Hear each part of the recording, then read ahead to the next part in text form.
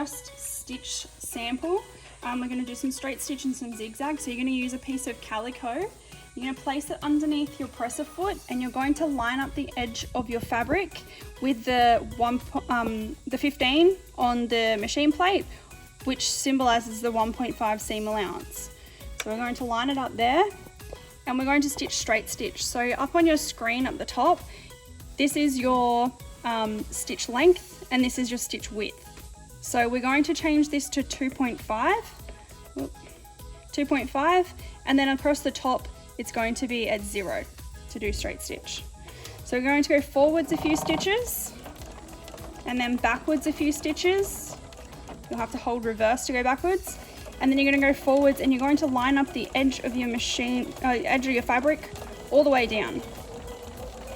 We're just going to stitch nice and slow until we get to the bottom, lining up that edge with the 15 on your machine plate. You're going to go backwards and forwards at the end. So back a few stitches and then forwards a few stitches, and then you're going to lift up your presser foot, pull out your fabric and cut off your threads. And then we're going to do 2 more of those. So to line up the next one, you're going to line up the edge of your machine foot, your presser foot, and you're going to do the same thing.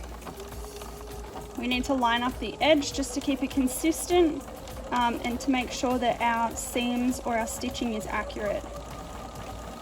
So we're going to go all the way to the bottom, and we're going to go backwards and forwards or reverse again at the bottom.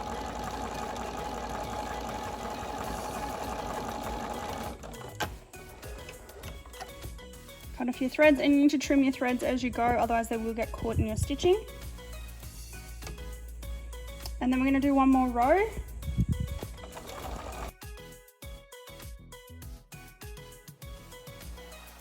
Alright, so to do the next bit, we're going to change our stitch settings to zigzag. So we're going to change our stitch length, and if you look at these symbols here, you'll be able to see them on whatever machine you use. This is your stitch length and this is your stitch width. So wherever you see those on your machine is where you can change these settings. So your stitch length needs to go up to 3 along this side, and your stitch width needs to go to 3 as well. So zigzag is 3 and 3. So we're going to go forwards a few stitches, backwards a few stitches, and we're going to repeat the process that we did for our straight stitch. So we're just going to line up the edge of our presser foot all the way down, and we're going to reverse. I'm going to do this 3 times again. Lift your presser foot, pull out your sample, and you have your zigzag there. So just trim off your threads each time you do a row, and then we're going to do the next one.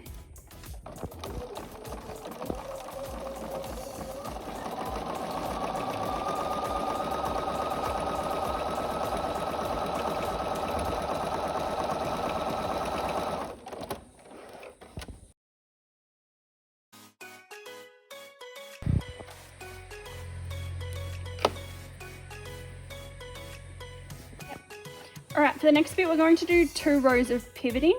So we're making an L shape to do the pivoting.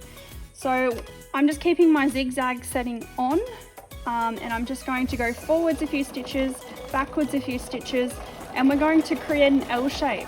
So when we stop, which should be roughly in half of the fabric, you're going to make sure that your needle is in the fabric. So you're going to roll it down with the hand wheel if you need to.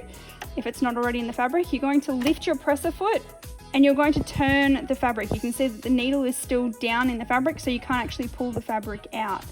Then you're going to turn to a 90-degree angle, and you're going to go the other way with the zigzag, okay, and that's called pivoting. Backwards and forwards, and pull out your sample, and that's your first section of pivoting. Now we're going to do that with straight stitch. So to change, we're going to start on the same angle. To change it, we're going to go back to 2.5 on your stitch length, and we're going to go back down to 0 for your stitch width. So we're going to go forwards, backwards,